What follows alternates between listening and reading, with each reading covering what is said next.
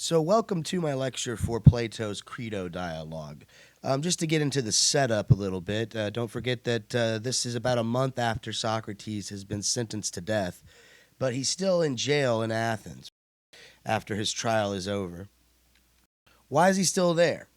Well, we find out in the dialogue, and depending on which edition you've decided to look at, sometimes the introduction will mention that there was a state galley, there was a ship which left on a religious mission. And while they were away, no executions were supposed to take place. Now, at the beginning of the dialogue, Crito is running into the jail, and he's pretty frantic. Why is he really scared? Well, he's heard that the ship is on its way back, and so Socrates will be executed shortly. So the ship is now arriving, and Crito runs in to plead with Socrates, and he begs Socrates to allow him and his friends to help Socrates escape. And what sort of state is Socrates in when he gets there? Obviously, Crito is pretty upset and pretty panicky, but Socrates himself is asleep, taking a nap, right? So he seems pretty calm about his situation, right? We didn't read the apology for this class, but if you read the apology, it should be in your 5 Dialogues book. In the apology, we get his trial, his testimony at the trial. And in part of it, at the end of the testimony, he starts talking about death and how one should not worry about death because it's unwise to fear death. One doesn't know what lies beyond death. So to fear it is foolish. And when we get to the end of this dialogue, we'll start to see perhaps another reason why we shouldn't fear death, for some metaphysical reasons, which we'll talk about in a moment at the end of this lecture when I go over material goods versus the higher goods that Socrates speaks of. So anyway, the setup we've gone over is Crito's there. He wants Socrates to escape. Crito is one of Socrates' rich friends. He says, look, you've got to follow me. You've got to get out of here. I can't let you go. Your death, Socrates, will not just be bad because I'm losing a friend, but also he seems concerned for another reason. What is this? His reputation, right? Crito thinks that if he doesn't hatch Socrates out of prison, that his reputation will suffer. Why does he think this? Well, he believes that if this doesn't happen, if Socrates doesn't escape, then nobody will believe his story. He's going to go around Athens talking to everybody, and they're going to think he's a horrible person because he didn't help his friend Socrates escape from jail. Why wouldn't they believe his story? Well, the idea is that nobody would believe him, and they told him that Socrates refused to escape. Right? Socrates doesn't want to leave. He wants to stay. He's very hesitant when Crito makes this offer. And so Crito says, you have to escape. People will think I was cheap and I wasn't willing to bribe the guards. And that's why you had to die. That's why you were sentenced to death. How does Socrates respond to this, though? How does Socrates respond to this plea from Crito that his reputation will be tarnished? The majority will not believe that Socrates was unwilling to escape. How does he reply to this? Well, obviously, Socrates is very unconcerned with reputation. He says, why should one worry about what the majority think? Who should we consider? Whose opinion should we consider? Depending on the translation that you're working off of, the rational, the reasonable people, those who have wisdom, those are the ones who we should be concerned with, not necessarily the majority. But Crito has a bit of a rejoinder to this. He understands Socrates' point, I'm sure. Sure, Socrates, when we're looking for truth, when we're the philosopher, perhaps the majority opinion is not the correct one. There was a time, I'm sure, when a majority of people believed that the world was flat or that slavery was permissible. But just because the majority believed in these things didn't make them true. So perhaps Socrates does have a point about the majority and whether or not we should be concerned about what the majority thinks. But Crito does have a pretty effective rejoinder. We should worry about what the majority thinks, says Crito, but why is this? Well, because the majority might harm us. They might cause us harm. In fact, Socrates is sitting in jail about to be executed because the majority condemned him. So they can take our life. This is perhaps why one should be considerate of the majority. I take this myself. This is maybe a little interpretation on my part, but this is an early version of a concept that has come to have been known as the tyranny of the majority.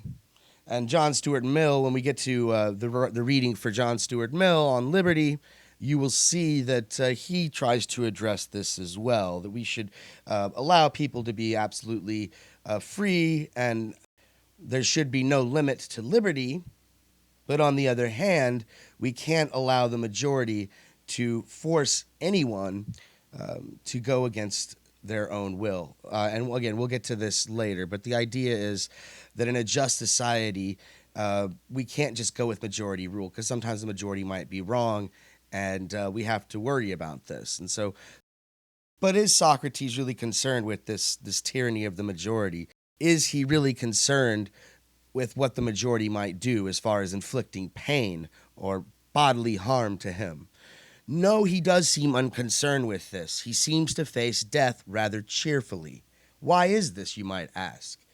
Maybe because he's really old, he's getting on in years, and he's ready to retire. This might be the reason why.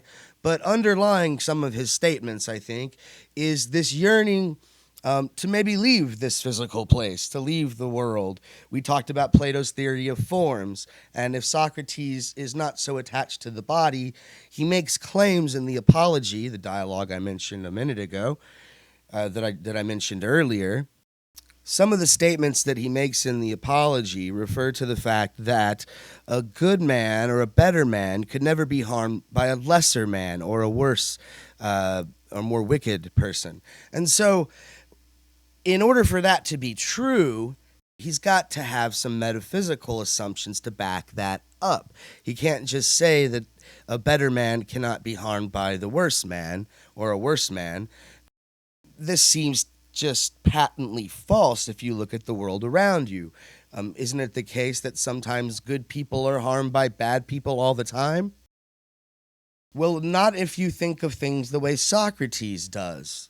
In his view, as long as he's an ethical or a good person, he will be unharmed.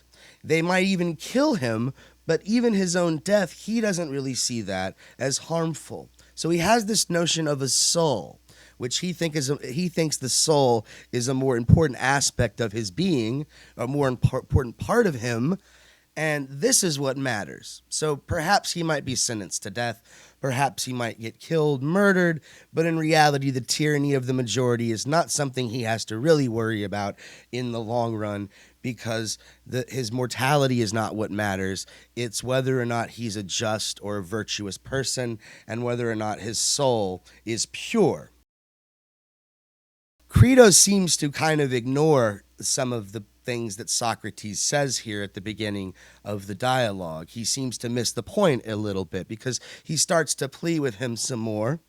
He says, are you worried that we might get in trouble? Are you afraid that if we get you out of here that we might get caught? Don't worry, Crito says. I've got all the money in the world. I can bribe all the judges in Athens. So don't sweat it if that's what you're worried about. Again, it seems like he didn't really get Socrates' point about the higher goods, which, again, I will elaborate on what I mean by higher goods later in the lecture. But Crito starts to plead some more. He thinks of some other reasons why Socrates shouldn't stay. Now, this is, depending on which edition you have, the numbers in the column are 45 to 46, where Crito begins his plea that really does start to get Socrates' attention. Crito says that what Socrates is doing is not just. Now, that's something that's relevant for Socrates' justice. He asks Socrates, why should you give your life up when you can save it, when you can live another day? Why hasten your fate as your enemies would have you do? Right? You're just playing into those people who condemned you. Now, both Socrates and Crito agree that the sentence was wrong and that Socrates was really innocent. Then also Crito adds, what about your family? You should stay behind and raise your sons. Why go and die? You have responsibilities as a father to educate them. And so now Crito has actually piqued his interest. And so Socrates agrees to examine this issue of whether or not it is right or just to escape from prison. And so he returns to the issue of whether or not his first claim was correct. Should one value the opinions of all men or some and not others? And whether or not one should value only good opinions and not bad ones. And of course, both of them agree that the answer to this is obvious, right? We must do what's beneficial, and we should follow good advice from reasonable men, not necessarily what the majority thinks. And then, of course, don't forget about the point we made earlier. The majority might be able to put us to death. But Socrates again reiterates, the beautiful, the good, and the just life are the same. So that's what's important. Life is not so important, but the good life is what is important for Socrates. And notice he uses, and this is around line 48b, a couple lines down, notice that he uses the word beauty, good, and just in a sentence where he says that the beautiful, the good, and the just life are one and the same. So it seems like he's using the term beautiful in a different sense than you might use it, or I might use it today when I say, here's a beautiful sunset, or there's a beautiful woman, or a beautiful artwork. This is a more aesthetic. This is something that is more sensual. The type of beauty that he is talking about is a more abstract beauty, right? Think back to the first lecture where we talked about Plato's theory of forms. So right now he's asking the question, Socrates is examining the issue of whether or not it's just to escape. When the Athenian citizens, the jury of Athens, has not acquitted him, right? He hasn't been put off the hook. He's been condemned. And that's what's important, not what Crito is saying about his family or his own mortality or reputation. That's not what really matters.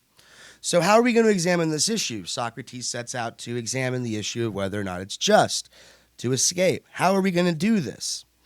Well, first he does this short cross-examination with Crito, a few lines after that statement about the good, just life. He starts asking Crito whether one should ever wrong somebody. Should we ever do wrong to somebody? And Crito says, well, of course not. Socrates says, never? Is that the case? We should never wrong anybody?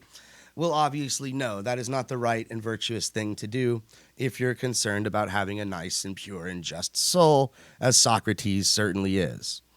So you never wrong anybody, even when you've been wronged by them yourself. This is the question that Socrates asks Crito after this. Crito says, of course not. Even if you've been wronged, you shouldn't wrong somebody in return.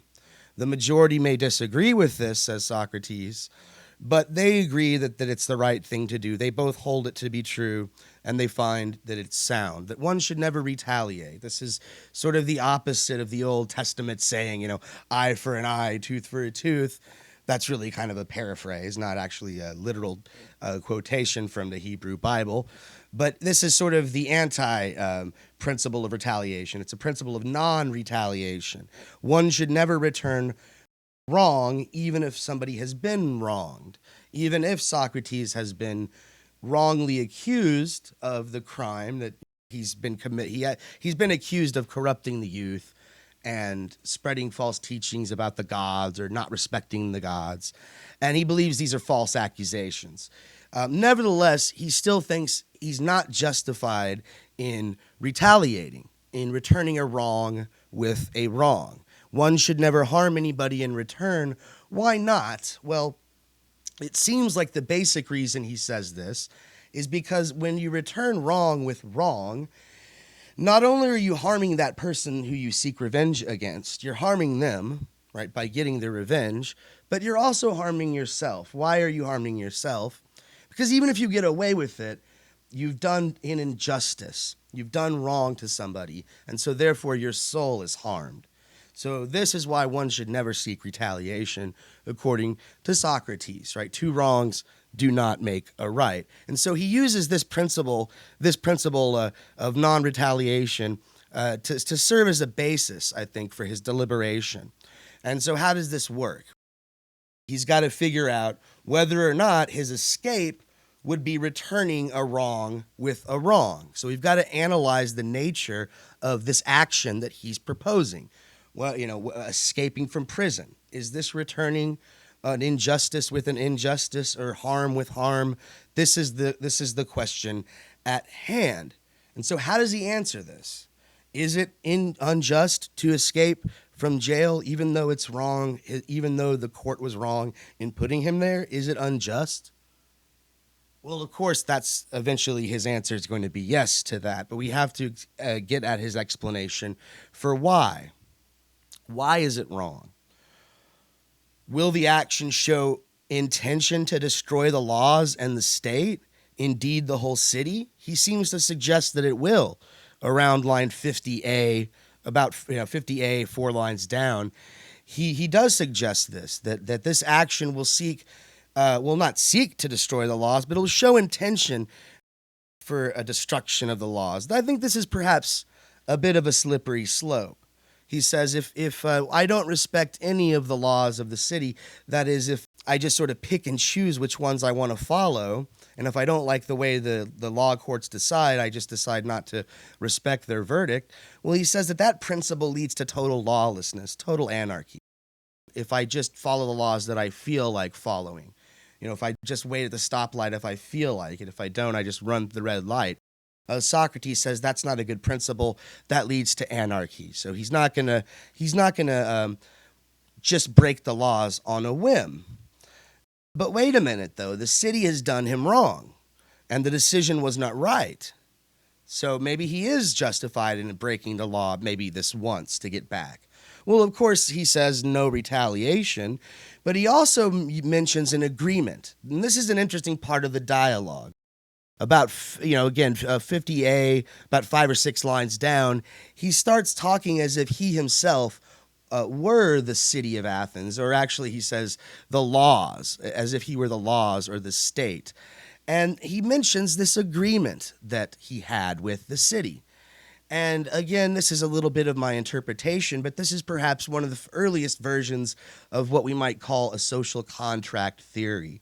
If you look at the outline I have on the internet, I have 2 key figures, Thomas Hobbes and Jean-Jacques Rousseau, and they're listed there in the section under the social contract theory. And the basic idea of the social contract is that once you live in a certain society, that you have a certain agreement. There's a sort of tacit contract between the city and the citizen, or the state and the citizen. And so once you understand the laws, once you've lived there long enough, you benefit from certain things in this contract. But the price of that is that you have to abide by the rules and the laws. And so this is something that seems to be going on in the Crito dialogue. He mentions that, as the laws of Athens, Socrates, we have an agreement. And there's certain benefits that you received from being a part of this society. Thomas Hobbes and Jean-Jacques Rousseau, very interesting figures. We're not covering them in the course, but I might say a little bit about them just as an aside. Of course, as I mentioned, they were both social contract theorists from during the Age of Enlightenment, so much later, of course, than Plato was writing. But they both based their social contract theory on an idea that they had about the state of nature, particularly man as he was in the state of nature. Both of them had quite opposing viewpoints about exactly how this went about. What was man like before there were civilization? What is man like in the state of nature? And Thomas Hobbes seemed to have a very pessimistic view of this. He thought that in the state of nature that man was by nature very competitive, and it was sort of this dog-eat-dog sort of world where everybody was at each other's throats, trying to steal possessions and gain advantage selfishly. But he reasoned that after a while, people would get together and form social units, because no matter how powerful you are, strong you are, no matter how smart you are, you're not powerful enough or smart enough to outsmart or outfight every person on the planet. And so it's to your advantage to at least band together with a few people for your own safety, your own security and protection. And so this is why Thomas Hobbes reasoned that, humans got out of the state of nature and joined together in civilizations under a social contract. Now, for Rousseau, it was quite different. He thought in the state of nature that man was quite peaceful and egalitarian and everybody got along. But he said that eventually the notion of property was introduced into the equation, and this is when man started to be competitive and thinking about ownership of things.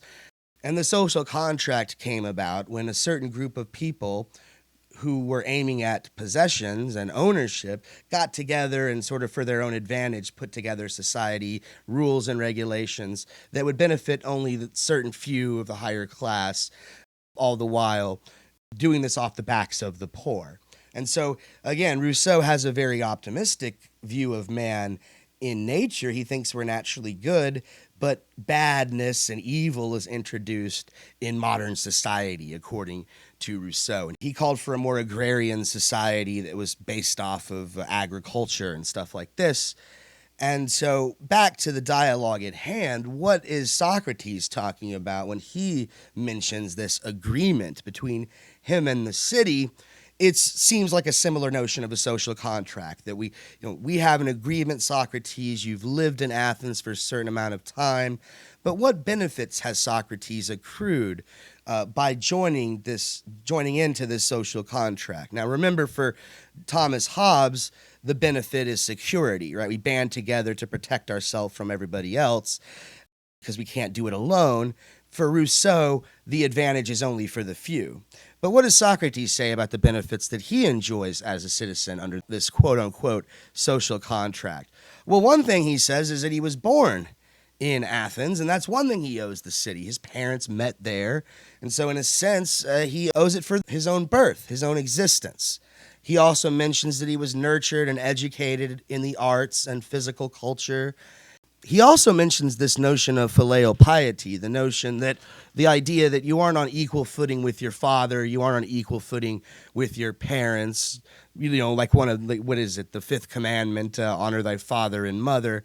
He says that you should adhere to this because your father is a higher authority than you are, so you should respect your father because of the higher authority that he possesses. So if you must respect your father, surely you must respect the laws, surely you must respect the state, because this is an even higher authority than your father. So there's this notion of filial piety that's involved here. Another thing he mentions is that he always had the freedom to leave. Once he was old enough, he could have left at any time. He wasn't sort of put there under duress. He didn't have to stay in Athens. If he wasn't happy with the laws, he could have left. But he stayed of his own volition. And once he stays long enough, this is sort of the idea of the social contract, once he stays long enough, once he becomes familiar with the laws and the court system, then in a sense he's tacitly acknowledged them. He's acknowledged the court system, he's acknowledged the laws, and he must abide by them. And so the laws the state only propose, they don't issue savage commands. Socrates, as a full citizen with full rights, could have persuaded the citizens of Athens, could have persuaded the laws and the courts to change if he found one of their laws unjust. He could have tried to persuade them.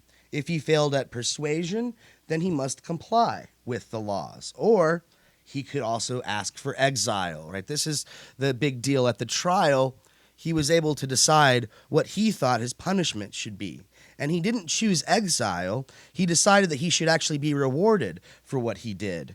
And of course, he thought the accusations were false, but he gives a very ironical response when he's asked what his sentence should be. He could have asked for exile, but instead he decided that he would rather just maybe be a little witty and make a point, and in the end he ends up dying. So this makes it seem like he'd rather stay in Athens and die than be exiled and go somewhere else. He also mentions the fact that he has children in Athens. Now, why is that significant that he has children in Athens? Why is this a benefit? Well, I think it's the idea that he had a family there. It shows that the city was at least congenial enough to raise a family. And again, these commitments were not made under compulsion. These agreements were not made under compulsion or deceit. And if he leaves now, if he does escape with Crito, he will cast suspicion on his whole enterprise. All the things he said in the Apology about doing the right thing and seeking truth. If he wants to continue questioning things and seeking the truth and being a philosopher and being virtuous, how is he going to do this as a criminal? If he escapes and goes to Thebes, as Crito suggests, is he going to be able to grandstand like that? What will the people say when he goes to Thebes, starts talking about how he's virtuous and what the right thing to do is and living the good life? They'll laugh at him and say, Socrates, you're a criminal. Why should we even trust you? And so back to the notion of his family, he does mention this towards the end of the dialogue. He says, their fate is going to be bad either way. If I stay and die, they'll be orphans. But if I leave, they'll be the sons of a criminal. And so their fate is pretty much the same either way. So whether in Thessaly or Hades, he says, it's better to look good before the judges in the afterlife and do what's right. And this is an interesting development in theology. The Greeks didn't really look at the afterlife as something to look forward to. Only the select few got to enjoy some of the benefits of the afterlife. Most people just hung around in the underworld. It wasn't the most appealing place to the Greek mind. But Socrates seems to have the idea that he will be judged by the people in Hades, by the gods in Hades, and that he'll be rewarded for living this good and just life. So now I'm going to talk a little bit about this distinction he makes, and which is underlying some of the distinctions he makes in the dialogue. This distinction between material goods, that is the goods of this world, and those higher goods, the goods that are not perhaps of this world that we see, but are this world of ideas. Remember, think of Plato's forms. So what are some of the material goods? Obviously, he talks about material wealth is not so important. His reputation is not so important. This is a part of the world of change, and reputations will come and go. This is not permanent. But he does seem to think of other things like justice and virtue as eternal ideas, eternal truths. And his soul, actually, he thinks as eternal. We're not going to read the Phaedo dialogue, but in that dialogue, he makes the argument that the soul is immortal, that the body will perish, but the soul lives on. And so the soul is more important. We must care for the soul. And how do we do that? We live a virtuous life, and we seek truth wherever we can. He's rejecting these material goods in favor of the higher goods. One odd thing that people might get out of the dialogue and might not really understand is the fact that he mentions his family as a sort of material good. And it seems like this is a higher good, living the good life, being a good father, and having obligations to your sons. But think about from the perspective of the Greeks and the ancient mind, right? The family was something that was seen as a possession in a way. Your wife was a possession. Your sons, you were proud of your family, your progeny. And so this had a lot to do with your stature in society, how successful your family was, how many kids you had, maybe how beautiful your wife was, or how many wives you had. So to him, he's seeing this as well as a material thing. And again, he decides to stay there in prison and to drink the hemlock, as he does in the Phaedo dialogue, and face his death calmly and resolutely because, again, he prefers to focus on these higher goods, virtue, justice, the care of his soul, as opposed to the material goods, wealth, honor, and fame and reputation.